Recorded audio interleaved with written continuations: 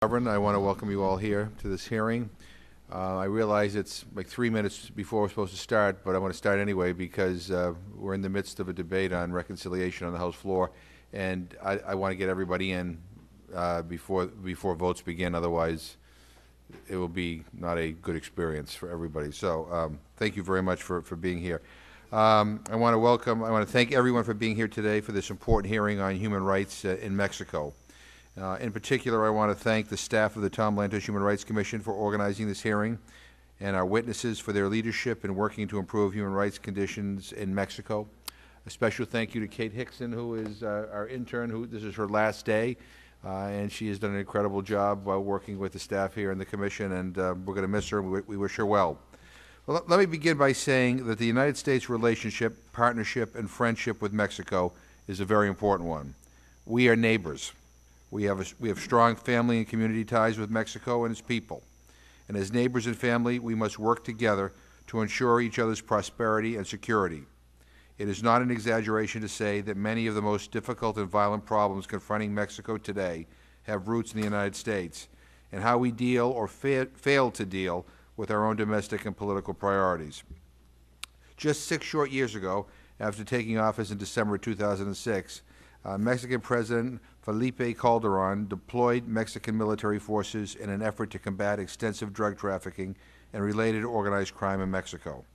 But the hopes that this would make Mexico more secure was not realized. And to its credit, the Calderon administration has now concluded that this military-led strategy not only did not contain the expansion of organized crime in Mexico, but contributed to a sharp escalation of violence and human rights violations. Over the past 5 years, more than 50,000 people are estimated to have been killed in drug-related violence in Mexico, resulting in deep pain and traumatized communities in many regions of Mexico. Organized crime networks are responsible for a large portion of these killings, and the counter-drug strategy has seemed to spur even more violent behavior by these criminal groups. In addition, Mexican security forces have committed widespread and major human rights violations. These abuses include the systematic use of torture and involvement in extrajudicial killings and forced disappearances. Some of these abuses are fueled by corruption and links between law enforcement personnel and criminal groups. At the same time, it is important to underscore that the drug war is not the only source of human rights violations in Mexico. Mexico has long struggled with abuses by security forces and a weak system of justice. Mexican police have too often employed arbitrary and incommunicado detention, torture, and forced confessions as tools of their trade. Many migrant journalists and human rights defenders have been killed and subjected to other forms of abusive treatment by both criminal groups and the government security personnel. Just last Thursday, authorities found the dismembered bodies of 3 photojournalists in a canal in the city of Boca del Rio. These problems are compounded by widespread impunity in Mexico for criminal behavior. The vast majority of crimes in Mexico are not reported due to citizens' lack of trust in law enforcement authorities. Of those crimes that are reported, only 2% result in a sentence, and impunity is even more persuasive for abuses committed by military and police officials. Both the United States and Mexican governments have taken steps to try to address these serious problems.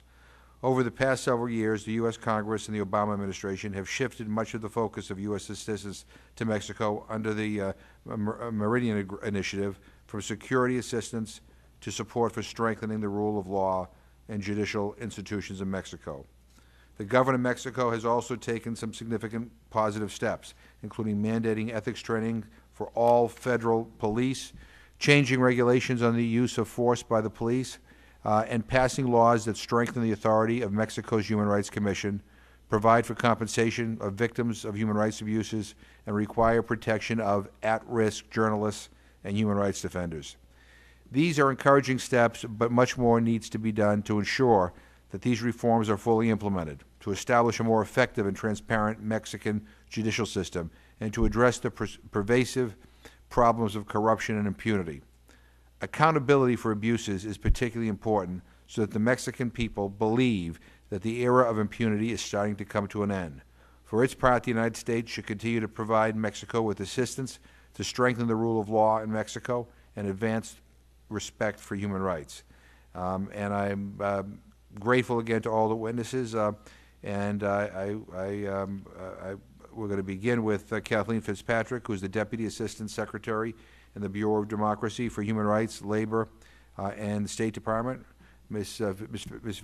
Fitzpatrick, I'm grateful to you and your colleagues at the State Department for your leadership in working with Mexican counterparts to address human rights problems and to strengthen the rule of law in Mexico.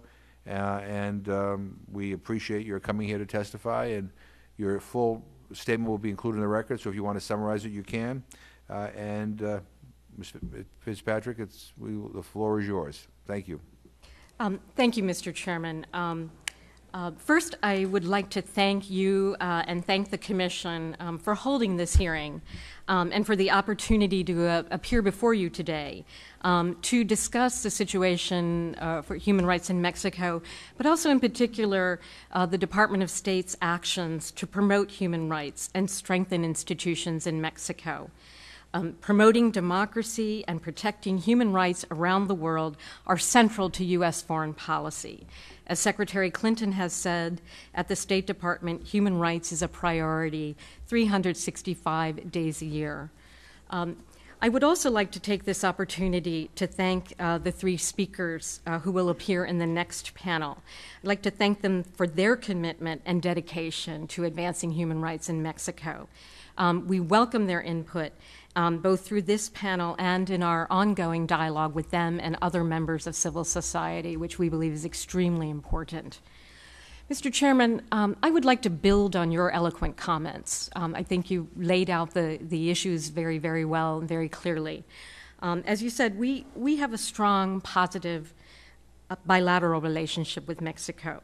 It encompasses a broad range of issues, our history, our geography, our common culture, our common security needs, our economic collaboration, and our environmental security. And a very important component of this multifaceted bilateral agenda is a shared concern that we share with the Mexicans regarding the protection and promotion of human rights. Of course, human rights are essential to economic prosperity, to freedom, and to strengthening democracy. These issues are strongly interconnected, as we see throughout the world. As we reflect in our annual report to Congress and our country reports on human rights practices, Mexico faces serious and complex human rights challenges. The ability of the current justice system to impart prompt, impartial, and effective justice remains limited, and impunity for all crimes, Mr. Chairman, as you have noted, is high. There are threats and violence against the Mexican people, including journalists and social media users and other vulnerable populations, including women, including LGBT people, and others. The attacks on journalists has really led to a great deal of self-censorship, we believe, which is an important issue related to freedom of expression.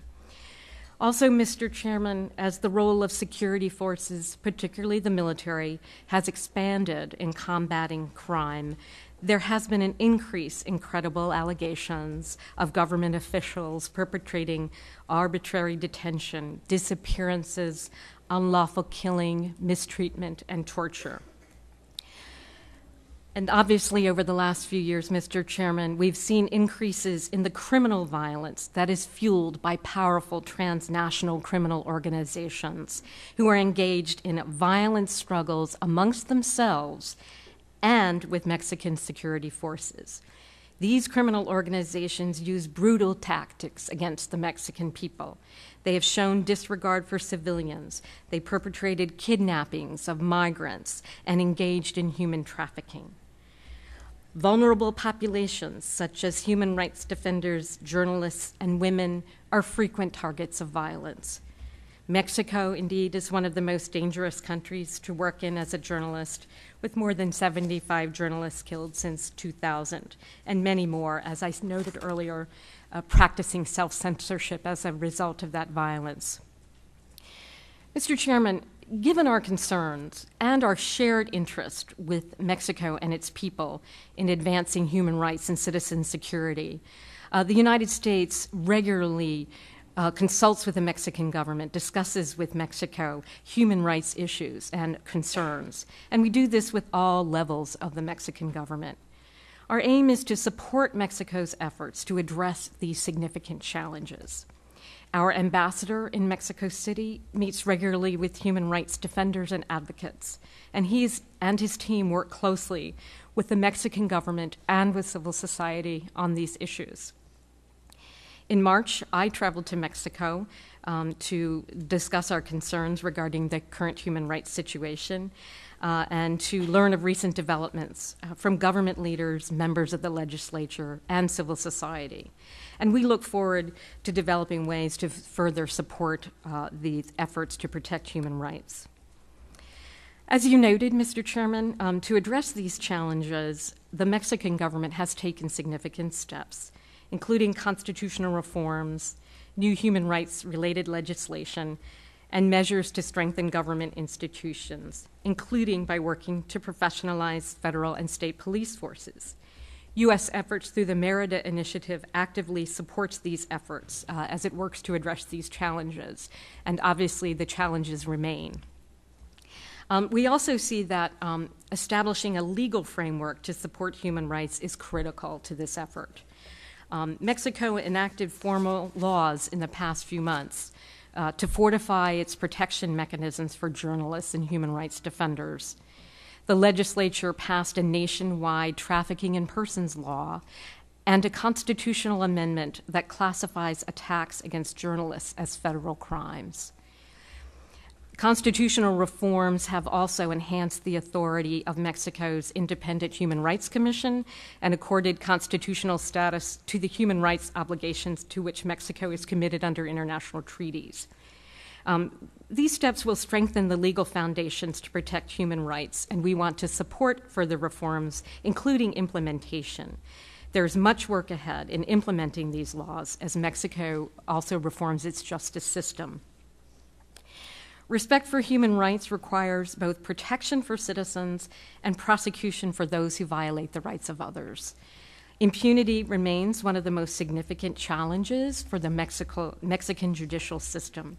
And as I noted earlier, and as you noted, Mr. Chairman, the ability of the justice system in Mexico to impart this effective justice still remains limited. To address these concerns, Mexico has embarked on a major undertaking to implement comprehensive justice system reforms. The 2008 constitutional reforms mandate a transition by the year 2016 of the Mexican judicial system from a written system to an oral adversarial system. That we hope will increase the capacity of the justice system to be open, transparent, and provide for more effective administration of justice. In addition, 12 Mexican states have passed codes of criminal procedure that implement constitutional reforms. The justice system is still undergoing this transition, obviously, a major, major undertaking. And the U.S. Works closely with the Mexican government and judicial authorities to support this process. Obviously, it is still a work in progress. Would also like to note, Mr. Chairman, in July 2011, the Mexican Supreme Court issued an important decision that all human rights crimes must be tried in civilian courts, not in military courts, whoever perpetrates them, to increase access to justice for all civilians. Although the military has transferred jurisdiction in a few cases, the process has not yet been institutionalized, and military forces continue to assert jurisdiction in some cases involving civilians. This is another important area of concern where we are prepared to support Mexican reforms. Mr. Chairman, Secretary Clinton best described our efforts to support rule of law and human rights in Mexico. She said, "We are focused not just on helping security forces track down criminals. We're working to address the root causes of violence, from impunity to lack of opportunity, to build accountable institutions that respect human rights and enhance rule of law. We work with courts and prisons, police and prosecutors, schools and job training centers, and build partnerships with political leaders and with civil society." Our assistance in justice and security sector reform complements Mexican efforts to combat impunity, to enhance citizen security and respect for human rights. We work in close partnership under the Merida initiatives, bilateral building the capacity of federal, state, and local institutions in Mexico to improve law enforcement and the rule of law. The Department of State assists Mexican law enforcement by supporting training to thousands of government officials on a wide range of relevant skills, including professional standards that discourage corruption and other unlawful practices, as well as to encourage respect for human rights. To further Mexico's federal justice sector reforms, we support training for prosecutors, defenders, investigators, and forensic experts. We have also facilitated judicial exchanges and partnerships between Mexican and U.S. law schools. This training, technical assistance, and equipment, we hope, will help Mexico improve its law enforcement institutions. Mr. Chairman, I just also want to point out that all security assistance to Mexico is subject to Leahy Amendment vetting, so that recipients of assistance or training are carefully vetted against human rights criteria. One aspect that I also do want to highlight, Mr. Chairman, is our work with civil society, which is an extremely important part of Secretary Clinton's broader human rights effort. And we have found that when material resources, training, and community programs complement each other, the outcome is more sustainable. For example, through one Merida program, USAID provided more than 40 small grants to NGOs for programs and job training for at-risk youth and other programs that reduce violence against women, improve health, and strengthen community cohesion. Human rights education can also play an important role, and we're also engaged in supporting classroom efforts that support a culture of lawfulness and teach ethics and civic responsibility. We're supporting Mexican efforts to reach more than 600,000 students and 14,000 teachers in 24 Mexican states. The wide adoption of this Merida-supported curriculum is yet another example of the impact of the department's community strengthening initiatives. Mr. Chairman, violence against women is also a very important concern of ours. And to prevent gender-based violence, or to support efforts to prevent it, we funded efforts to educate women on their legal rights and provide legal and psychological services to those who've suffered gender-based violence. Mr. Chairman, I'd like to turn again to the situation of journalists. We are very concerned about the increase in violence against journalists, human rights defenders, and other vulnerable groups. Attacks against journalists have a significant impact on the ability of journalists to write their stories and to express themselves freely. The United States has several programs to support Mexican efforts to protect journalists.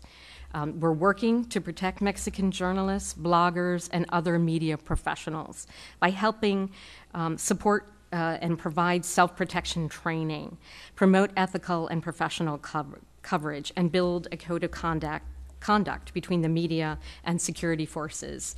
And in September, we launched a 4-year, $5 million program to expand protection for journalists and human rights defenders. We also support the United Nations Office of the High Commissioner of Human Rights in their efforts to protect human rights defenders. And we're working with the Mexican Secretariat of Government and the National Human Rights Commission and with NGOs on these efforts. We're also concerned about efforts to support and protect other vulnerable groups, such as women, the LGBT community, and persons with disabilities.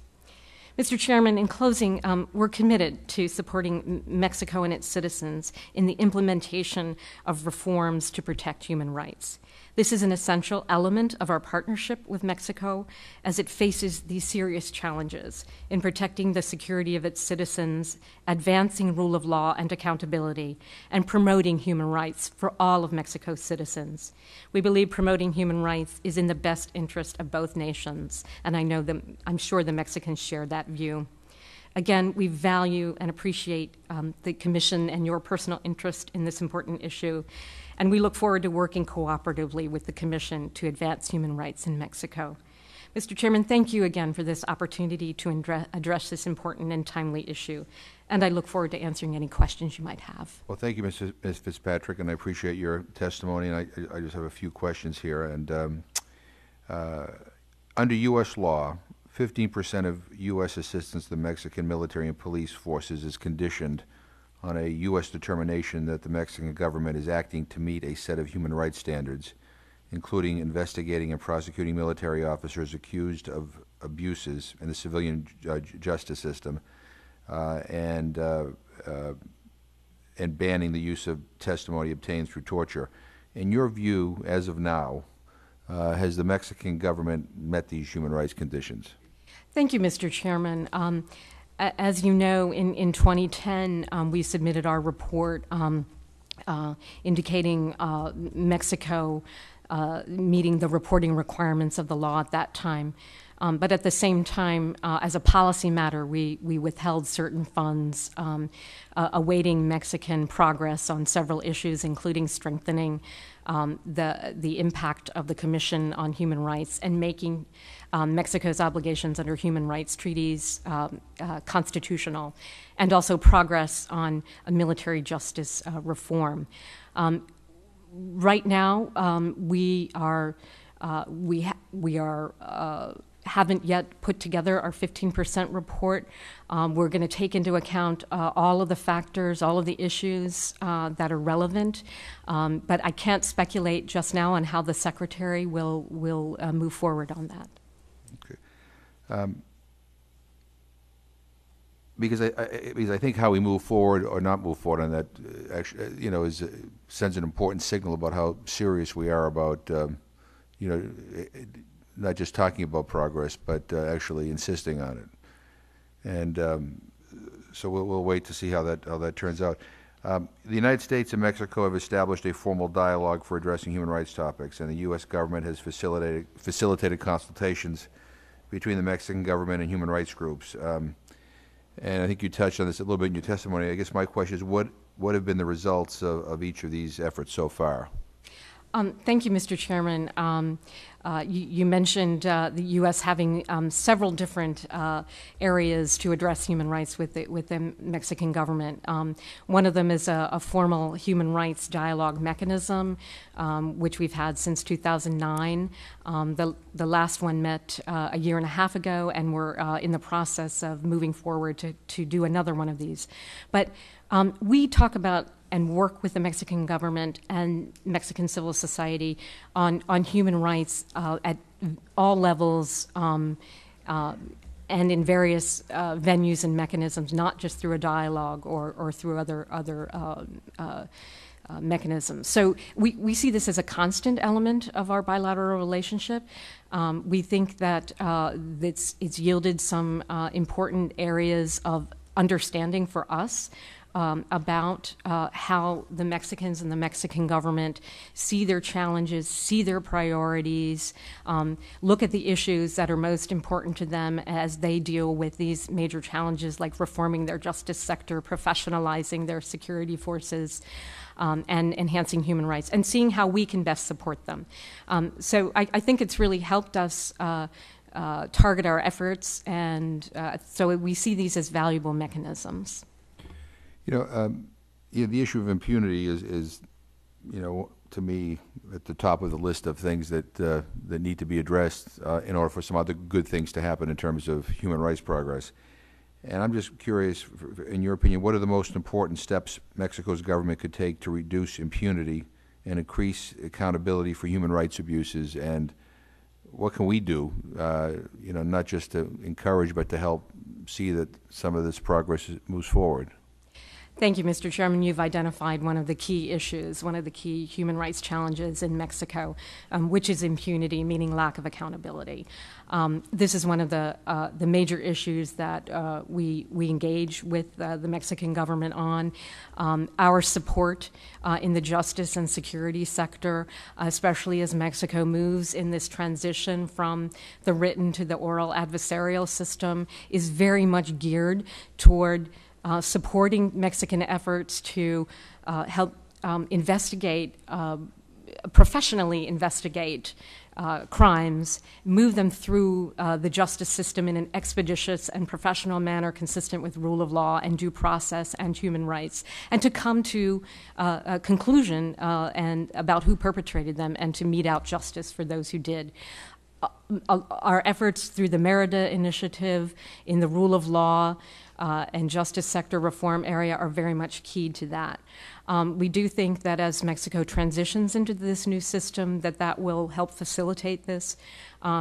We do think that the Supreme Court decision that all human rights cases, whoever perpetrates them, whether military or civilian, must be tried in civilian courts is an important step, but it needs to be implemented throughout the Mexican judicial system. So our training, our outreach, all of our work is geared toward helping the Mexicans deal with this huge problem of impunity, which isn't just for human rights crimes, but for all crimes in general. Yeah, well, and that's where let me say that I think when the Merida agreement was before Congress, I think I voted against it at the time because I thought there was too much emphasis on security assistance. I think you're changing that focus to help support, the implementation of rule of law, which ends up helping, I think, dealing with some of these impunity issues.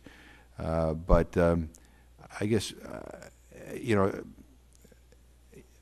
we've done a million hearings here on a million different countries, and when it comes to the issue of impunity, the question I always wonder about is how much of it is, due to how much is as a result of kind of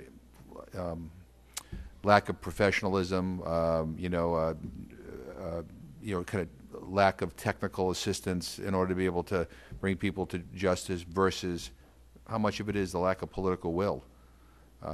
Because ultimately, I mean, it's easy for me to say, we deal with impunity, but I know there are powerful forces at work in Mexico. But I mean, is there the political will? I mean, we could do all the training in the world, and if the political will is not there to actually, bring these human rights cases to justice, then nothing will change. And I'm just curious what your take on the overall government, not just the president, but the government's kind of political will to try to straighten things out. Thank you, Mr. Chairman. First, let me address the first part of your comment that, yes, indeed, we have moved in the Merida Initiative from providing assistance related to equipment to providing assistance related to rule of law and support for human rights. And that's a very important component of what we're doing in Mexico. And I think it's extremely valuable, especially in helping attack the impunity issue. I do think it's extremely important to build the professionalization of those involved in the justice sector, whether they are judges, whether they are prosecutors, whether they are attorneys, whether they are security forces. Building that professionalization and institutionalizing a culture of lawfulness and rule of law is extremely important. I think what we're seeing from Mexico and in the last few years and from Mexican citizens is a desire to move forward. I think that as they're transitioning into a new kind of judicial system, that is a complex process. Mexico's a federal system, so they have federal, state, local legal systems that need to sort of be brought into this process. So I think that people do want to see accountability. I think they want to see reform of the justice sector, and I really do believe that our partnership with Mexican government and Mexican citizens on this is a very important form of our support in our bilateral relationship. I just have one last question. I want to be respectful of your time, and yes. I want to make sure we get the other people in before they start ringing the bells for votes. But this relates more to the United States than Mexico. I mean, one of the things that concerns a lot of us up here is the increasingly violent nature of the conflict in Mexico. The criminal elements having access to some pretty sophisticated weaponry. A lot of it bought in the United States and brought across the border. I mean, am I right in that fact that there is a problem of U.S. arms being, illegally brought across the border, and what are we doing to try to deal with that? I know it's politically difficult because you have to deal with the National Rifle Association and every other gun rights group that thinks that somehow any kind of a limitation is unacceptable. But I do worry about the fact that a lot of the weapons that some of these criminal elements are getting are coming right from the United States. It's easy to buy guns in the United States, and it's easy to buy a lot of guns in the United States, and I don't think it's that difficult to be able to illegally transport them across the border. But I appreciate your take on that, and what can we do here to deal with that problem? Mr. Chairman, I think you raised a really good question and raised concerns about the illegal flow of arms into Mexico. I think my colleagues in the Justice Department may be better able to really speak to that and speak to what we are doing in that area.